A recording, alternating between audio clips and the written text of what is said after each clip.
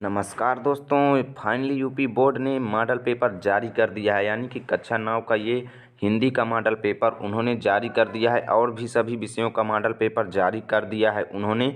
तो अब आप इस पेपर को देखकर समझ पाएंगे कि किस प्रकार के प्रश्न आपके वार्षिक और अर्धवार्षिक पेपर में आने वाले हैं। ठीक, तो इस वीडियो को पूरा देखिए और इसमें जितने भी प्रश्न हैं आप इनको ज़रूर ढूंढिए और इनके सभी प्रश्नों के हल आप कर लीजिए, जिससे आपका एग्ज़ाम जो है वो आसानी से चला जाए। क्योंकि इसमें जितने भी क्वेश्चन हैं वो एग्ज़ाम की दृष्टि से वेरी वेरी इंपॉर्टेंट हैं। तो चलिए आज के इस पेपर को हम आपको दिखा देते हैं और पूरा इसको पढ़ा करके इसके सभी क्वेश्चंस को बताएंगे। आप देख सकते हैं पूर्णांक आपको 70 का दिया गया है और समय 3 घंटे 15 मिनट आपको मिलने वाले हैं। ठीक, तो चलिए सामान्य निर्देश पहले पढ़ते हैं। दिया है नोट फर्स्ट 15 से ये देखिए प्रारंभ के 15 मिनट परीक्षार्थियों को प्रश्न पढ़ने के लिए निर्धारित हैं। उसके बाद प्रश्न पत्र 2 खंडों में विभाजित है, खंड आ एवं बा। खंड आ में 20 अंक के बहुविकल्पीय प्रश्न आपको दिए जाएंगे। खंड बा में 50 अंक के वर्णनात्मक प्रश्न आपको दिए जाएंगे। प्रत्येक प्रश्न के सम्मुख निर्धारित अंक दिए गए हैं, यानी कि जो प्रश्न जितने अंक का है उसके सामने आपको बताया गया है। तो जैसे कि आप यहाँ पर देखें तो खंड आ के सभी क्वेश्चन बहुविकल्पीय हैं। ठीक, तो खंड आ के जितने भी क्वेश्चन हैं वो एक एक अंक के हैं, सबके सामने एक एक लिखा गया है। ठीक, तो चलिए सभी प्रश्नों को आपको बताते हैं। देखिए इसके सामने लिखा गया है बहुविकल्पीय प्रश्न, यानी ये बहुविकल्पीय वाला है।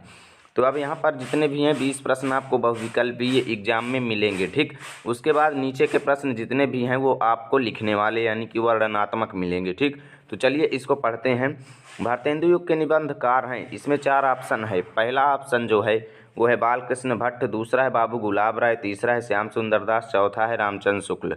जो सही है आप उसको पता करके उसमें टिक कीजिए। और दूसरा प्रश्न है दोस्तों आपका कि गोदान किस विधा की रचना है। गोदान किस विधा की रचना है आपको पता करना है। पहली रचना है कहानी, दूसरी विधा है निबंध, तीसरी विधा है उपन्यास, चौथी विधा है नाटक। कौन सा सही है वो आप समझिए।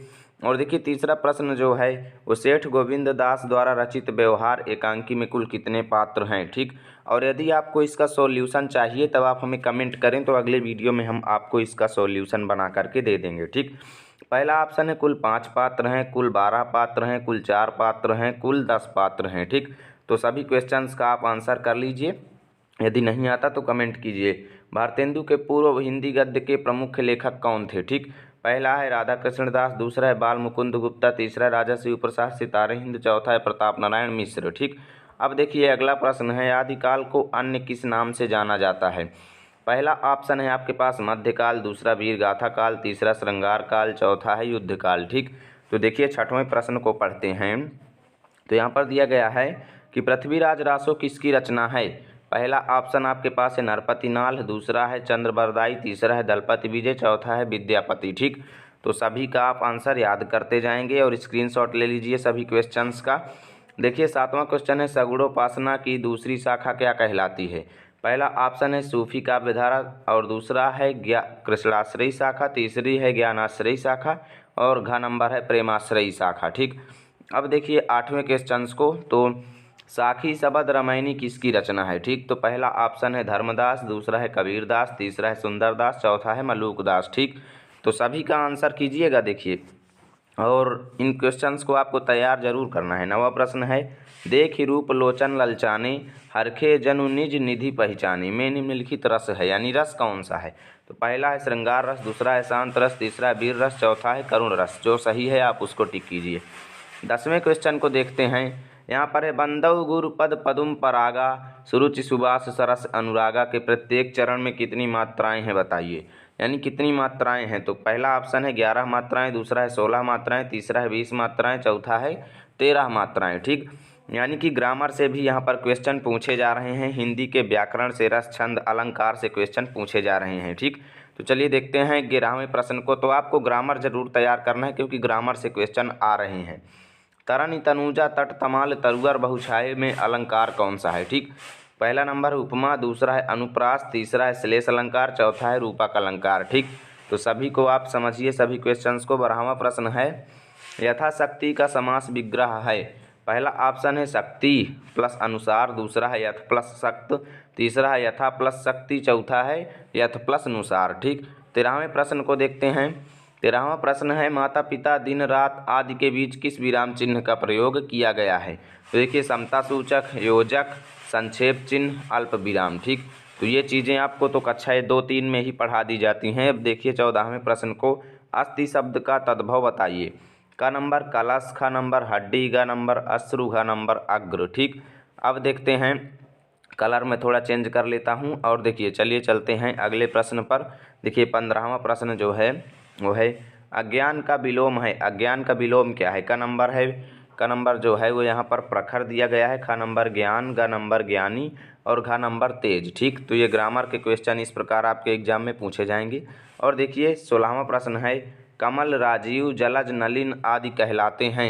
ये क्या कहलाते हैं। विलोम कहलाते हैं, पर्यायवाची, उपसर्ग या फिर प्रत्यय। ठीक, अब देखिए 17वां प्रश्न, महाशय का संधि विच्छेद कीजिए। महाशय शब्द का संधि विच्छेद आपको करना है। तो ऑप्शन में है महानाशय, महा प्लस आशय, महाशयः, महा प्लस आलयः। ठीक, अब देखते हैं 18वें प्रश्न को। 18वां है रामई है रूप है राम का, यानी रामई है राम का कौन सा रूप है। तो यहाँ पर का नंबर है सप्तमी विभक्ति द्विवचन, खा नंबर है तृतीय विभक्ति बहुवचन, ग नंबर तृतीय विभक्ति एकवचन, घ नंबर तृतीय विभक्ति द्विवचन। ठीक, तो अब देखते हैं 19वें प्रश्न को। ये बोर्ड द्वारा जारी किया गया पेपर है दोस्तों, इसे घर पर नहीं बनाया गया है, ये बोर्ड ने जारी करके आपको दिया है। तो देखिए गच्छन्ति रूप है गम धातु का, यानी गम धातु का गच्छन्ति कौन सा रूप है।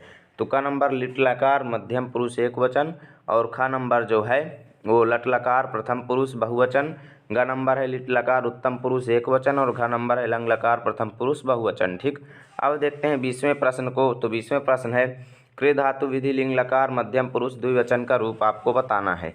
तो का करोति, खा का कुर्यताम, गा का कुरुत और घा का अकुरुत। ठीक, अब यहाँ पर आपका खंड बा स्टार्ट होता है, यानी कि खंड बा अब यहाँ से शुरू होने वाला है। खंड का आपका कंप्लीट हो चुका है। तो खंड का में आपसे 20 बहुविकल्पीय प्रश्न आएंगे और जिनका जवाब आपको देना होगा। और यहाँ से अब आपका खंड बा पेपर में शुरू हो जाएगा और यहाँ से गद्यांश, पद्यांश और अतिरिक्त क्वेश्चन पूछे जाएंगे। तो चलिए देखते हैं 21वें प्रश्न को। निम्नलिखित गद्यांश पर आधारित प्रश्नों के उत्तर दीजिए। अब देखिए गद्यांश में क्या दिया गया है। मोटर चली गई, बूढ़ा कई मिनट तक मूर्ति की भांति निश्चल खड़ा रहा। संसार में ऐसे मनुष्य भी होते हैं जो अपने आमोद प्रमोद के आगे किसी की जान की भी परवाह नहीं करते। शायद इसका उसे अब भी विश्वास न था। सभ्य संसार इतना निर्मम, इतना कठोर है, इसका ऐसा मर्मभेदी अनुभव अब तक नहीं हुआ था। वह उन पुराने जमाने के जीवों में था जो लगी हुई आग को बुझाने, मुर्दे को कंधा देने, किसी के छप्पर को उठाने और किसी कलह को शांत करने के लिए सदैव तैयार रहते थे। तो अब इस गद्यांश के नीचे जो प्रश्न दिए गए हैं उसका आपको उसी गद्यांश में क्वेश्चंस का आंसर ढूंढना है। ठीक, तो अब इस बार आपका जो है इसी प्रकार के आएंगे पेपर, तो सेम यही मॉडल रहेगा। देखिए क्वेश्चन क्या कहता है अगला, भगत को किस बात पर विश्वास नहीं हो रहा था। दूसरा क्वेश्चन है भगत के अनुसार सभ्य संसार कैसा है। तीसरा पुराने ज़माने के जीवों का व्यवहार कैसा था।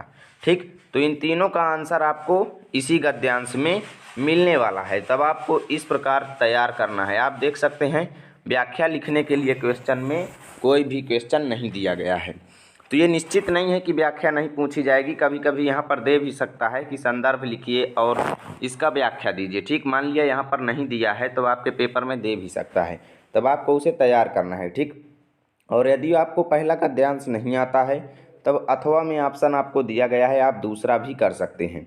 तो दूसरे को देखिए, दुनिया में अमोघ शक्तियों हैं शब्द और कृति, इसमें कोई शक नहीं कि शब्दों ने सारी पृथ्वी को हिला दिया है, किंतु अंतिम शक्ति तो कृति की है।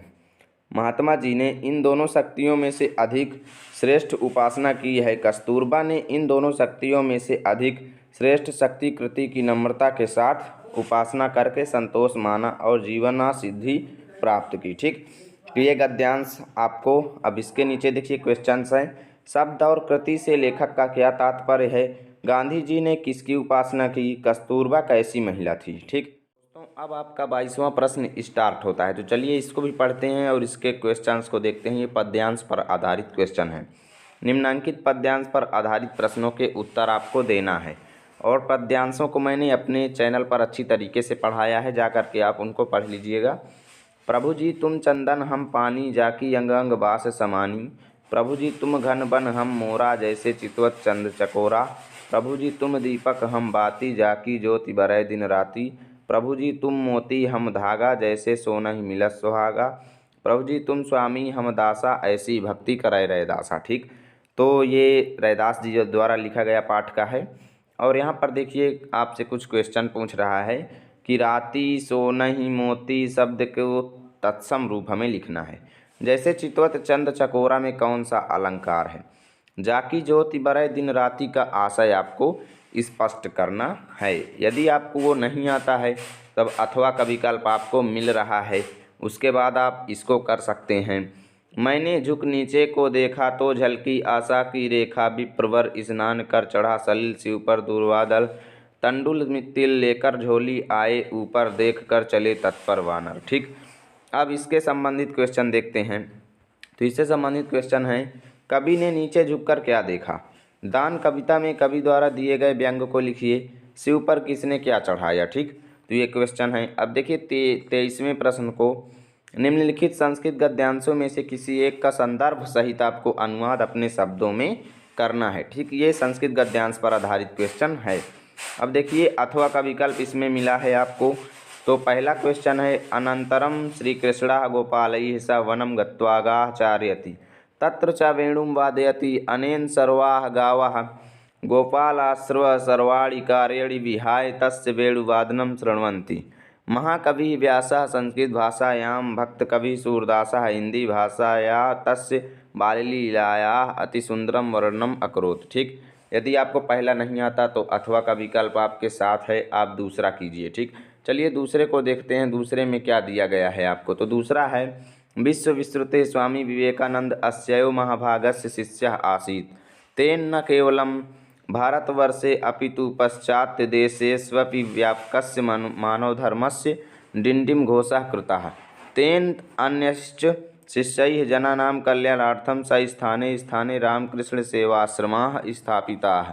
ईश्वरानुभवः दुःखितानां जनानां सेवयां पुष्यति इति रामकृष्णस्य महान संदेशः। ठीक, यह रामकृष्ण का महान संदेश था। ठीक, तो अब देखिए यहाँ पर खा नंबर है आपके पास, निम्नलिखित संस्कृत पद्यांशों में से किसी एक का संदर्भ सहित अनुवाद हिंदी में करना है। ठीक, अब देखिए बुद्धिमान नीतिमान वाग्मी श्रीमात् शत्रु निर्वरः, विपुलांशो महाबाहु कंबुगिरिवो महाहनु। अथवा में आपको विकल्प दिया गया है अथवा। अब देखिए मनसि वचा सिकाये पुण्य पीयूष पूर्णा, स्त्री भुवन मुपार श्रेणिभिः प्रीडयन्तः, परगुण परमाणून् पर्वतीकृत्य नित्यं, निजद्वधि विकसन्तः सन्ति सन्तः क्रियन्तः। ठीक, अब देखिए 24वां प्रश्न जो एकांकी पर आधारित है। दीपदान एकांकी अथवा लक्ष्मी का स्वागत एकांकी के कथा संगठन पर अपने विचार प्रकट कीजिए। लक्ष्मी का स्वागत एकांकी के प्रमुख पात्र का चरित्र चित्रण आपको करना है।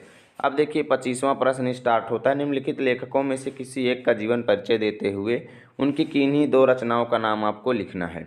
अब देखिए यहाँ पर ऑप्शन है आपके पास, पहला प्रेमचंद, दूसरा महादेव वर्मा, तीसरा रविन्द्रनाथ टैगोर। ठीक, तीन में से एक का करना है। अब देखिए खा नंबर यहाँ से आपका स्टार्ट होता है, निम्नलिखित कवियों में से किसी एक का जीवन परिचय देते हुए उनकी किन्हीं दो रचनाओं का उल्लेख करना है।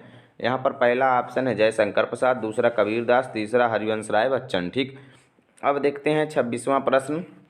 तो 26वां प्रश्न है, अपनी पाठ्य पुस्तक से कंठस्थ किया हुआ कोई एक श्लोक लिखिए जो इस प्रश्न पत्र में न आया हो। 27वां है, निम्नलिखित प्रश्नों में से किन्हीं दो प्रश्नों के उत्तर संस्कृत में देना है। ठीक, अब प्रश्न कौन है चलिए देखते हैं। तो पहला प्रश्न है आपका, देखिए पहला प्रश्न है क्रोध केन जयेत, यानी क्रोध को किससे जीता जा सकता है। दूसरा है विनयः कस्मात् उद्भवति, तीसरा राम कस्मिन् वंशे उत्पन्नः आसीत्, चौथा है स्वामी विवेकानंदः कस्य शिष्यः आसीत्। ठीक, ये अनिवार्य संस्कृत के क्वेश्चन थे। अब देखिए यहाँ पर 28वां प्रश्न है, निम्नलिखित मुहावरे एवं लोकोक्ति में से किसी एक का अर्थ बताते हुए वाक्य प्रयोग करना है। तो यहाँ पर पहला जो है वो ऊँट के मुँह में जीरा, दूसरा ईद का चांद होना, तीसरा अक्ल बड़ी या भैंस, चौथा अंधे की लाठी होना, लकड़ी होना। ठीक, अब देखिए 29वां प्रश्न जो है, निम्नलिखित में से किन्हीं दो वाक्यों का संस्कृत में अनुवाद करना है। वह गंगा का जल है, राम घर में नहीं है, सूर्य उदय होता है, वह जाता है, बालिका पढ़ती है। ठीक, तो 30वां प्रश्न देखिए, ये लास्ट प्रश्न है शायद। और देखिए ये पूरा मॉडल पेपर आपको मैंने दिखा दिया है, तैयारी विस्तृत रूप से आप करिए। देखिए, शुल्क मुक्ति हेतु प्रधानाचार्य को एक पत्र लिखिए। अपने प्रधानाचार्य को संबोधित करते हुए एक प्रार्थना पत्र लिखिए जिसमें अस्वस्थ होने के कारण एक दिन का आकस्मिक अवकाश मांगा गया हो। ठीक, तो मैंने आपको ये मॉडल पेपर दिखाया है। यदि वीडियो अच्छा लगा है तो लाइक कीजिए, चैनल को सब्सक्राइब कीजिए, और इसका यदि आपको सॉल्यूशन चाहिए तो कमेंट कीजिए, हम वीडियो बना करके इसका सॉल्यूशन आपको दे देंगे। मिलते हैं आपके साथ अगले वीडियो में, तब तक के लिए जय हिंद, जय भारत।